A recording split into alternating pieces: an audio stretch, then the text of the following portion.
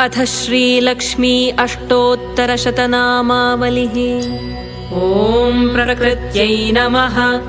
ॐ विकृत्यै नमः। ॐ विद्यायै नमः। ॐ सर्वभूतहितप्रदायै नमः। ॐ श्रद्धायै नमः। ॐ विभूत्यै नमः। ॐ सुरभ्यै नमः।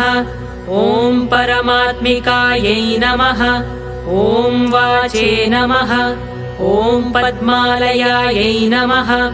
ॐ पद्मायै नमः। ॐ शुचये नमः। ॐ स्वाहायै नमः। ॐ स्वधायै नमः।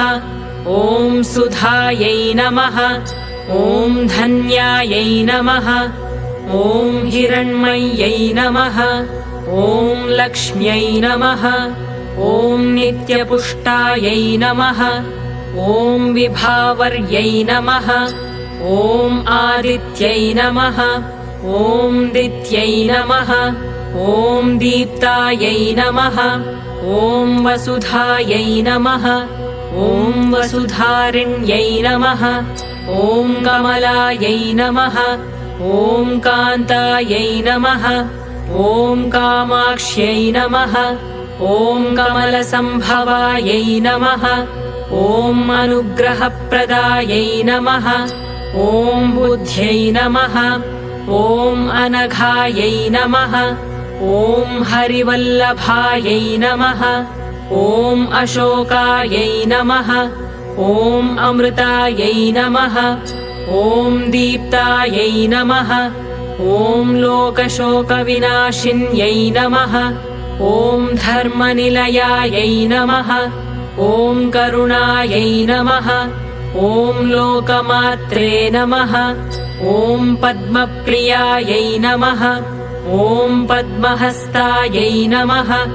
ॐ पद्माक्ष्यै नमः। ॐ पद्मसुन्दर्यै नमः। ॐ पद्मोद्भवायै नमः। ॐ पद्ममुख्यै नमः।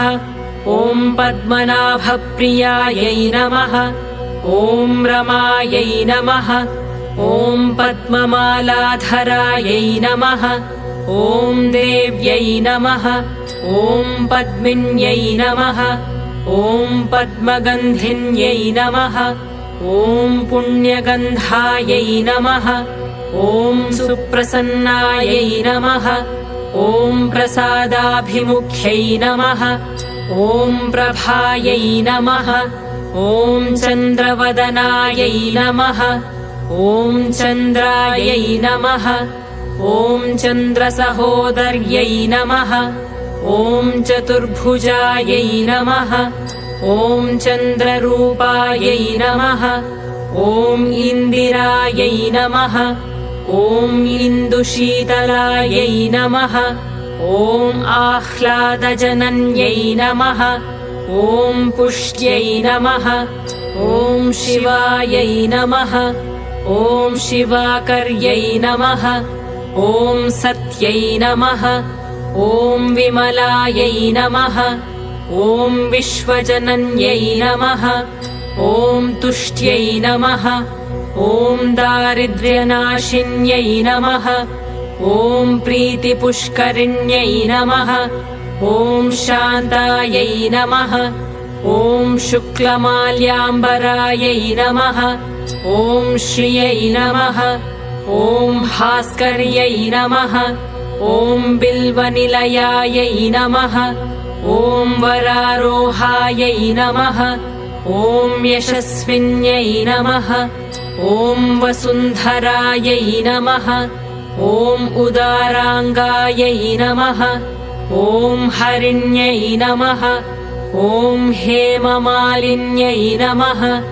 ॐ धनधान्यकर्यै नमः।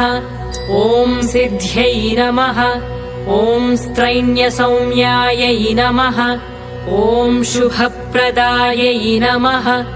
ॐ नृपवेश्मगतानन्दायै नमः। ॐ वरलक्ष्म्यै नमः। ॐ वसुप्रदायै नमः। ॐ शुभायै नमः। ॐ हिरण्यप्राकारायै नमः। ॐ समुद्रतनयायै नमः। ॐ जयायै नमः। ॐ मङ्गलायै नमः। ॐ विष्णुवक्षस्थलस्थितायै नमः। ॐ विष्णुपत्न्यै नमः। ॐ प्रसन्नाक्ष्यै नमः।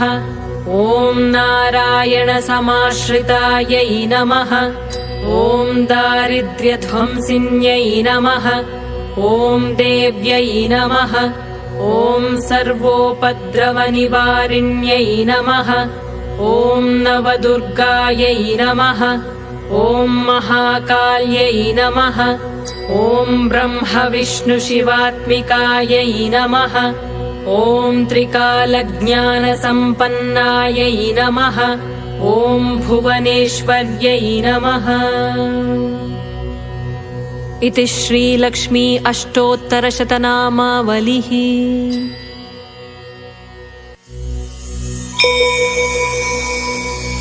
नमस्तेऽस्तु महामाये श्रीपीठे सुरपूजिते शङ्खचक्रगदाहस्ते महालक्ष्मी नमोऽस्तु ते। नमस्ते गरुडारूढे कोलासुरभयङ्करी सर्वपापहरे देवी महालक्ष्मी नमोऽस्तु ते। सर्वज्ञे सर्ववरदे सर्वदुष्टभयङ्करी सर्वदुःखहरे देवी महालक्ष्मी नमोऽस्तु ते।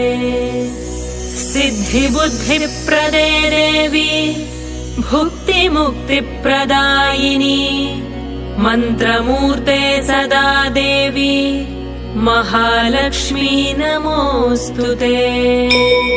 आद्यन्तरहिते देवी आदिशक्ति महेश्वरी योगज्ञे योगसम्भूते महालक्ष्मी नमोऽस्तु ते।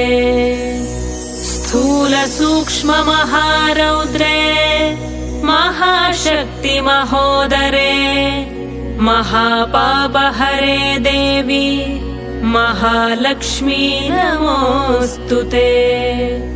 पद्मासनस्थिते देवी परब्रह्मस्वरूपिणी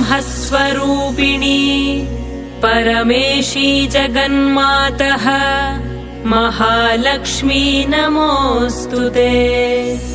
श्वेताम्बरधरे देवी नानालङ्कारभूषिते जगत्स्थिते जगन्मातः महालक्ष्मी नमोऽस्तु ते। महालक्ष्म्यष्टकम् स्तोत्रम् यः पठेत् भक्तिमान् नरः सर्वसिद्धिमवाप्नोति राज्यम् प्राप्नोति सर्वदा। एककाले पठेन्नित्यम् महापापविनाशनम्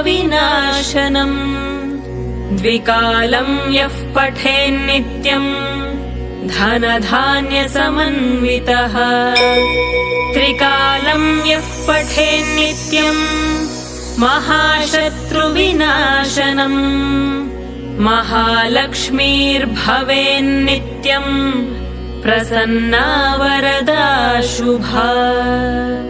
इति श्रीमहालक्ष्म्यष्टकम् सम्पूर्णम्।